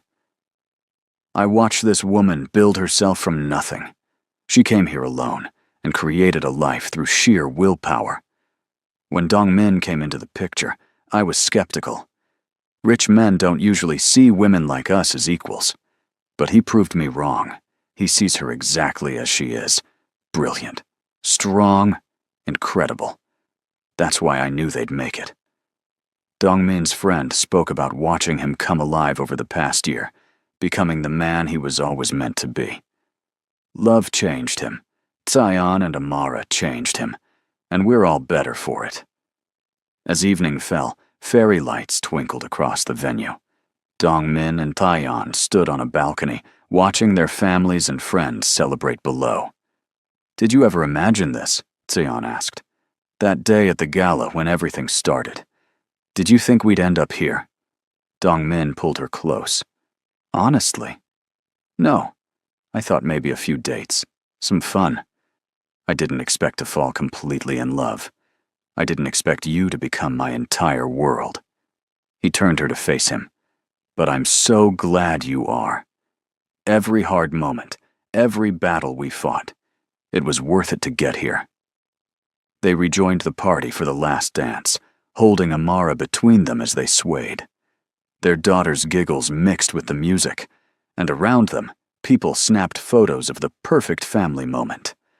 But the real perfection was in the look Dongmin and Daeyeon shared over their daughter's head. Understanding, love, partnership. They'd been tested by fire and emerged stronger. Whatever came next, they'd face together. The honeymoon was in Eritrea, Dongmin's first visit to his wife's homeland. Xian showed him where she grew up, introduced him to extended family, took him to markets and churches and the places that shaped her. He fell in love with the country's beauty and its people's warmth. Amara charmed everyone, and Xian's family embraced Dongmin completely. "You've given our daughter a good life," Xian's uncle told him. "You've honored her and her heritage. That's all we ever wanted." Dongmin felt humbled by their acceptance. One evening, they stood on a hill overlooking Asmara at sunset, Amara asleep in a carrier on Dongmin's chest. "Thank you for bringing me here," he said, "for sharing this part of yourself. I understand you better now." Xian leaned against him. "You're part of my story now. Every part. I wanted you to see where I come from, what made me who I am." They watched the sun sink below the horizon, painting the sky in oranges and purples. In that moment, surrounded by Xian's history and heritage, Dongmin felt completely at peace. He'd found home, not in a place, but in the people beside him. When they returned to Philadelphia, it was to new beginnings.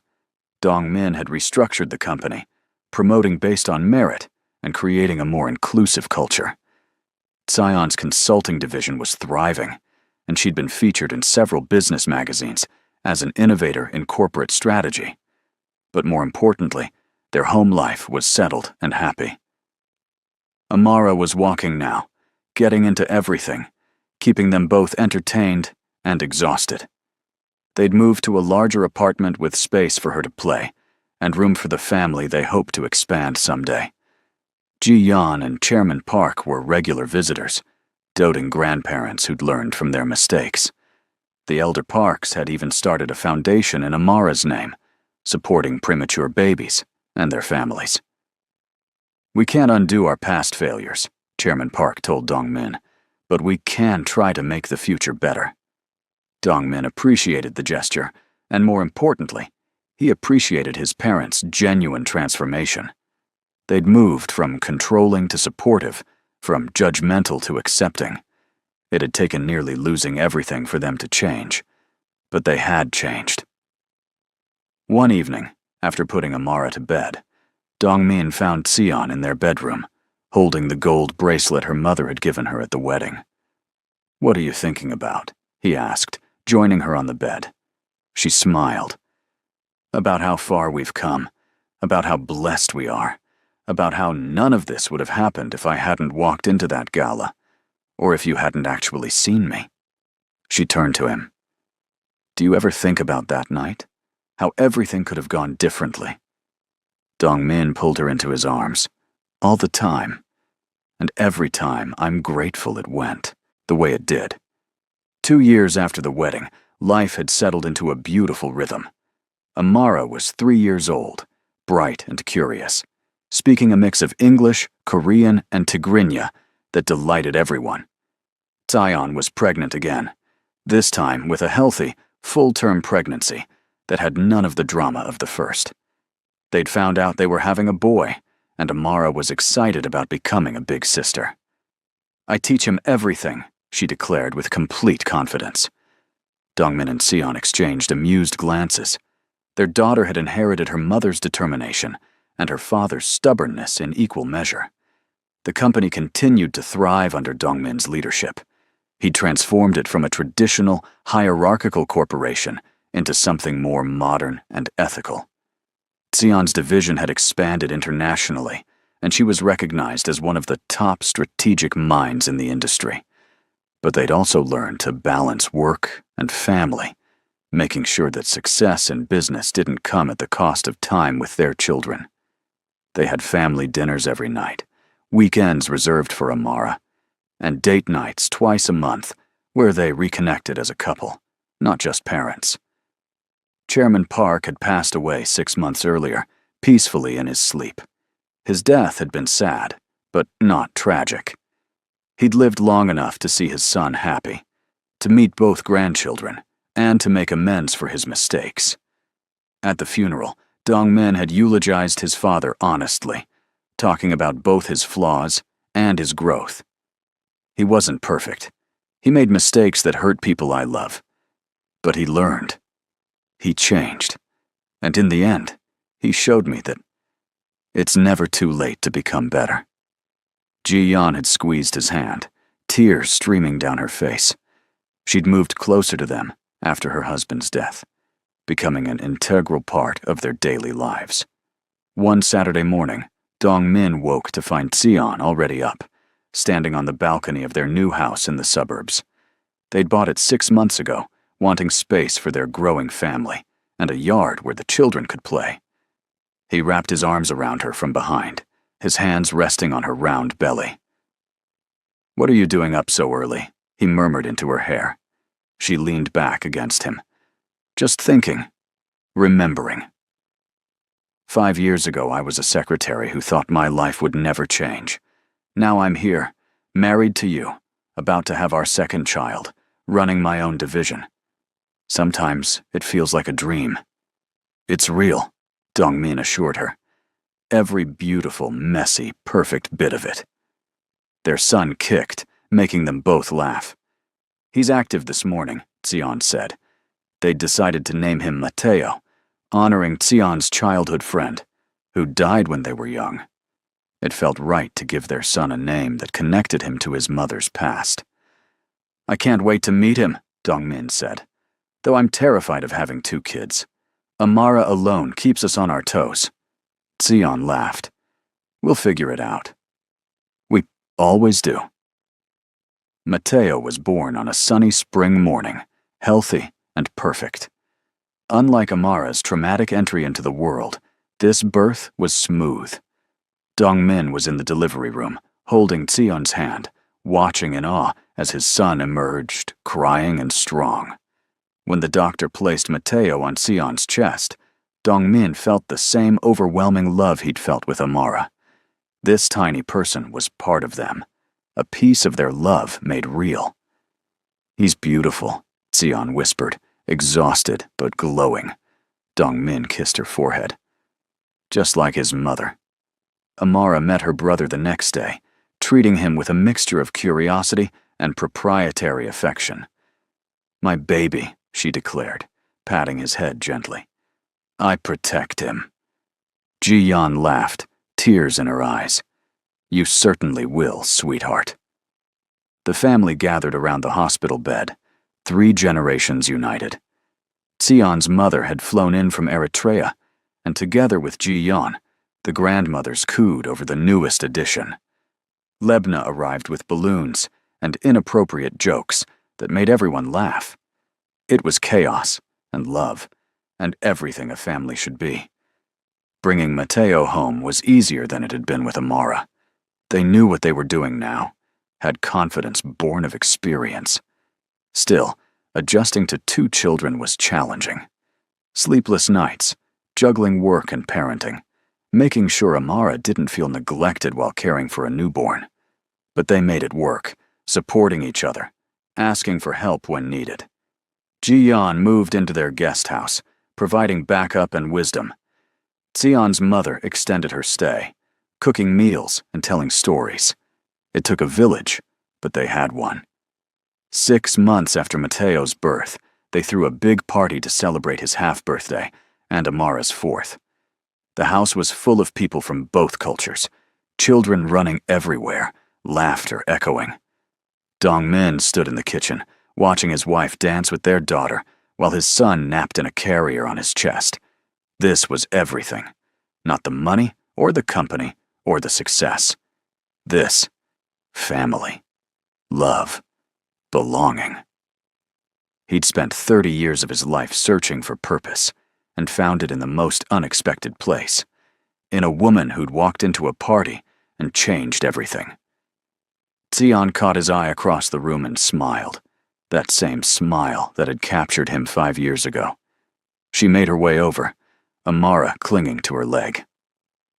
"What are you thinking?" she asked, the same question she'd asked countless times before. Dongmin's answer was always the same and always true. "That I'm the luckiest man alive, that I love you more than I knew it was possible to love anyone, that you saved me in every way a person can be saved." He kissed her softly. "Thank you for taking a chance on me that night, for fighting through all the hard parts, for building this life with me." Sion touched his face tenderly. "Thank you for seeing me when no one else did, for choosing love over everything else, for being the partner I never dared to dream I'd find." Amara tugged on both their hands. "Mommy, Daddy, come play." They laughed and let her pull them toward the backyard, where other children were playing.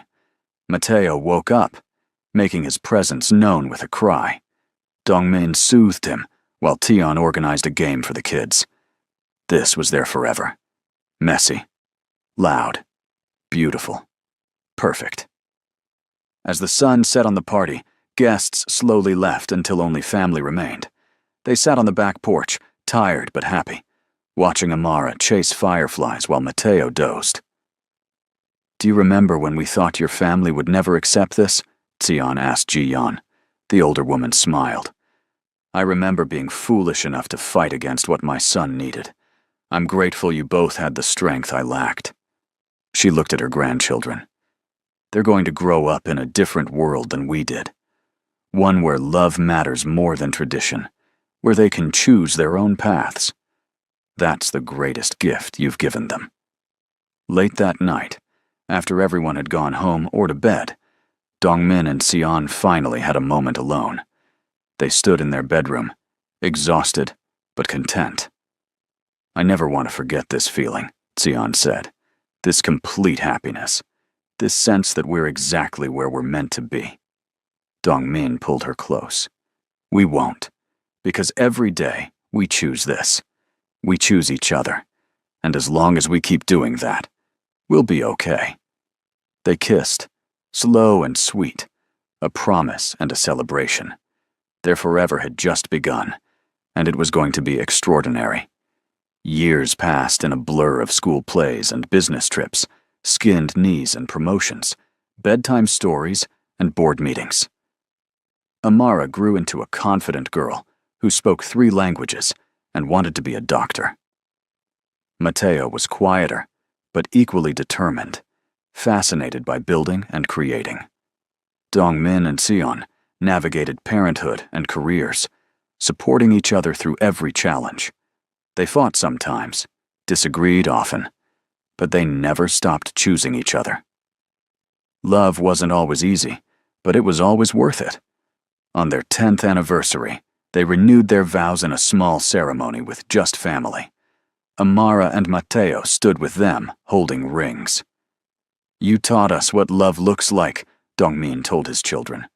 Not perfect or easy, but real and lasting. Your mother and I, we come from different worlds, but we built our own world together, and you're the best parts of it. Sion added, love means fighting for each other, especially when it's hard. Remember that. The kids nodded solemnly, not quite understanding but feeling the importance of the moment. Sion had published a book about her journey, From Invisible to Invaluable, Building a Life Against the Odds. It had become a bestseller, inspiring women around the world. She spoke at conferences, mentored young professionals, and used her platform to advocate for immigrants and outsiders trying to make their way. Dongmin was incredibly proud, watching her shine. You're changing lives, he told her, after one particularly moving speech. She smiled. I'm just sharing what I learned. That you belong wherever you decide to belong. That your worth isn't determined by others' acceptance. That love and determination can overcome almost anything. Dongmin had his own successes. The company had tripled in value under his leadership, but more importantly, it had become known for ethical practices and employee support. He'd created programs for work-life balance, diversity initiatives, and community investment. Business magazines wrote about his innovative approach, but what mattered most to Dongmin was the culture he'd built. People were happy working there. They felt valued. That was the real success. One evening, watching his children play in the backyard while Sion worked on her laptop beside him, Dongmin reflected on the journey that had brought them here. The gala, where he'd first seen her, the fights with his family, Amara's traumatic birth, the wedding, all the moments that had tested and strengthened them. We made it, he said aloud. Sion looked up, understanding immediately. We did. Against all odds, we built something real and lasting. She closed her laptop and moved into his arms. I love our life. I love you. I wouldn't change anything. Their story wasn't unique, but it was theirs. 2 people from different worlds who found each other and refused to let go, despite every obstacle. They'd built a family, a home, a legacy. Their children would grow up knowing that love transcended borders and cultures, that determination could overcome prejudice. That family was what you made it. Dongmin and Sion's forever was just beginning, but it was already beautiful, filled with laughter and challenges, growth and joy, and most importantly, love that would never fade. As the sun set on another day, painting the sky in brilliant colors, Dongmin pulled Sion close and whispered, Here's to forever, my love. To every day we get to choose each other. Sion smiled against his chest, listening to his heartbeat, feeling completely at peace. To forever, she echoed. And in that moment, surrounded by the life they'd built, the children they'd raised, and the love they'd fought for, forever felt absolutely perfect. Thank you so much for joining us on Dongmin and Sion's incredible journey. If you enjoyed this story, please subscribe to our channel and hit that notification bell so you never miss our next romance tale. Drop a comment below telling us what you loved most about their story and where you're watching from. We love hearing from our viewers around the world.